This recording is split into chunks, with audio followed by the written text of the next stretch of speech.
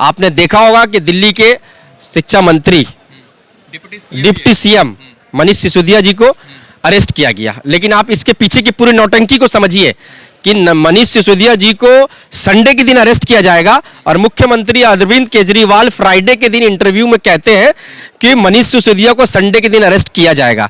इसका मतलब कि सीबीआई डब्बे में अरेस्ट लेकर घूम रही है, सबको पहले से दावत दे के रखी है कि 2 दिन के बाद हम आपको अरेस्ट करेंगे। बाकियों के साथ तो रातों रात जाके अरेस्ट कर लेती है सीबीआई, लेकिन मनीष सिसोदिया को 2 दिन पहले मालूम चल गया कि उनको अरेस्ट करेगी और उसके बाद ये गांधी मूर्ति के सामने जाकर अनशन पर बैठ जाते हैं, रैलियां करते हैं, तरह तरह के इंटरव्यू देते हैं और पूरे नौटंकी की तरह सजाकर अपने आप को जेल में ले आके ये करते हैं। तो आप ये नौटंकी को समझिए कि राहुल गांधी हिंदुस्तान के प्रधानमंत्री का फेस, एक बड़ा फेस है हिंदुस्तान का प्रधानमंत्री का, उसके छवि को खराब करने के लिए भारतीय जनता पार्टी आम आदमी पार्टी का इस्तेमाल कर रही है। मतलब कि 2024 में मोदी के मुकाबले में केजरीवाल फेस हो, इसीलिए ये सब चल रहा है। मैं आपके कैमरा के माध्यम से ये कहना चाहता हूं कि पूरे हिंदुस्तान में भारतीय जनता पार्टी के खिलाफ कौन लड़ रहा है? कांग्रेस पार्टी लड़ रही है। कन्याकुमारी से लेकर कश्मीर तक किसने आंदोलन किया? गरीबों की आवाज, मजदूरों की आवाज को कौन उठा रहा है? कांग्रेस पार्टी उठा रही है। कांग्रेस पार्टी के नेता जेल में जा रहे हैं, झूठे मुकदमे उसके ऊपर लगाए जा रहे हैं, जबरदस्ती उन पर झूठे केस सजाए जा रहे हैं, सिर्फ इसलिए कि भारतीय जनता पार्टी को कहीं सत्ता से कोई अगर उखाड़ सकता है तो कांग्रेस पार्टी ही उखाड़ सकता है।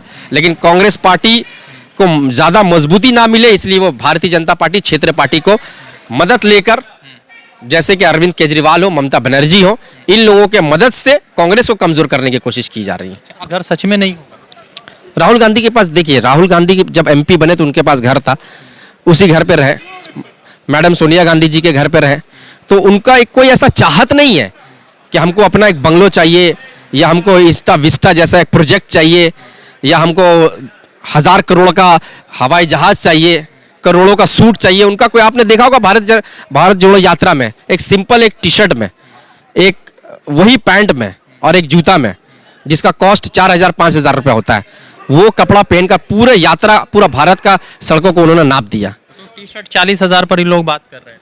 उन लोगों का तो प्रोपेगेंडा बनाने का शुरू से ही आदत है कि टी शर्ट 40,000 का है, 10 करोड़ का सूट खुद पहनेंगे और दूसरा आदमी 5,000 का टी शर्ट भी नहीं पहन सकता।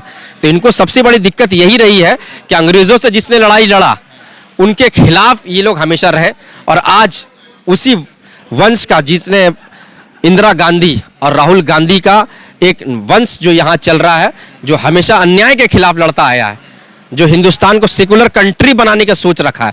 राहुल गांधी उस सोच से आते हैं और नरेंद्र मोदी हिंदुस्तान को हिंदू राष्ट्र करना चाहते हैं। हिंदुओं को लेकिन बेवकूफ बना रहे हैं हिंदू राष्ट्र के नाम पर। अब हिंदू राष्ट्र के नाम पर लोगों को मारा जा रहा है। ये हिंदू का कभी ये ऐसा सोच नहीं हो सकता। जुनैद और नासिर को जिंदा जला दिया गया। आप बोलिए, हरियाणा में किसकी सरकार है? भारतीय जनता पार्टी की सरकार है। उसमें मोनू मुनेसर जैसा आतंकवादी भारत के गृह मंत्री के साथ उसके छवि को देखा जा रहा है, फिर भी आप गृह मंत्री कुछ नहीं कर रहे हैं। क्यों नहीं उसके घर पे बुलडोजर चला रहे हैं? आज उसके छोटी छोटी बच्ची है जुनैद की, उसके घर वाले को कौन देखेगा? भले आप जितना मुआवजा दे दें, लेकिन उसके बच्चे को उसका बाप तो नहीं दिला सकते आप। इसी तरीके से गंदी राजनीति जो पूरे हिंदुस्तान में फैलाने का काम 2014 के बाद किया, वो ये भारतीय जनता पार्टी की सरकार के करीब है। राहुल गांधी पूरा यात्रा कर लिए, दूसरा यात्रा भी शायद चलने वाला। क्या लग रहा, कुछ बदलेगा सिस्टम? हिंदुस्तान के लोगों का शुरू से ये सोच रहा है कि सेकुलर की सरकार हमेशा यहाँ से बनी। राहुल गांधी गरीब जनता के साथ है, अडानी के साथ नहीं है। राहुल गांधी का दोस्त हिंदुस्तान के गरीब लोग हैं, किसान है, मजदूर है, और अंबानी जैसे लोग, अडानी जैसे लोग नरेंद्र मोदी के दोस्त हैं। तो राहुल गांधी का हिंदुस्तान के लोगों से बहुत पुराना संबंध रहा है, और वही लोग मिलकर राहुल गांधी के और कांग्रेस पार्टी की सरकार इस बार हिंदुस्तान में 2024 में लेके आएंगे। बन जाएगा तो राष्ट्र एक लॉलीपॉप है। जिस तरीके से 2 करोड़ नौकरी लॉलीपॉप था, जिसने अमित शाह ने कहा था कि ये एक चुनावी जुमला है, उसी तरीके से जब ये दोबारा की सरकार में गलती से अगर चुन के आ गए तो फिर अमित शाह टेलीविजन पर आके कहेंगे कि ये भी एक चुनावी जुमला था, कोई हिंदू राष्ट्र हो नहीं सकता, क्योंकि हिंदुस्तान के संविधान को बदलने में किसी के बाप की ताकत नहीं है। राहुल जी है इस पोजीशन में कि मोदी जी को गिरा दे 2024? बिल्कुल है। आपने देखा होगा कि भारत जोड़ो यात्रा में किस तरीके से भारतीय जनता पार्टी पूरी खलबलाई हुई थी। पूरे लोगों का जो भारतीय जनता पार्टी की पूरी नौकरी ही उनको भारत जोड़ो यात्रा के लिए चल रही थी। उनको राहुल गांधी को ट्रोल करने के लिए चल रही थी। 2 रुपये वाले गैंग का नौकरी जो चल रहा था, राहुल गांधी को ट्रोल करने के लिए ही चल रहा था। तो भारत जोड़ो यात्रा के सफलता से अब हिंदुस्तान के लोग जिस जगह में राहुल गांधी नहीं गए उस जगह में लोग उनको बुला रहे हैं, उनको चाहते हैं, तभी तो बुला रहे हैं, तभी तो दोबारा यात्रा करने की कोशिश कर रही है। उन्होंने, हिंदुस्तान के लोगों ने उनसे मांग किया है।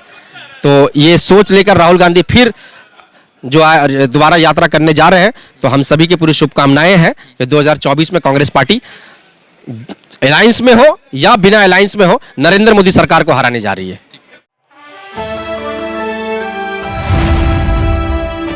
द इंडियन खबर, सच आपके सामने।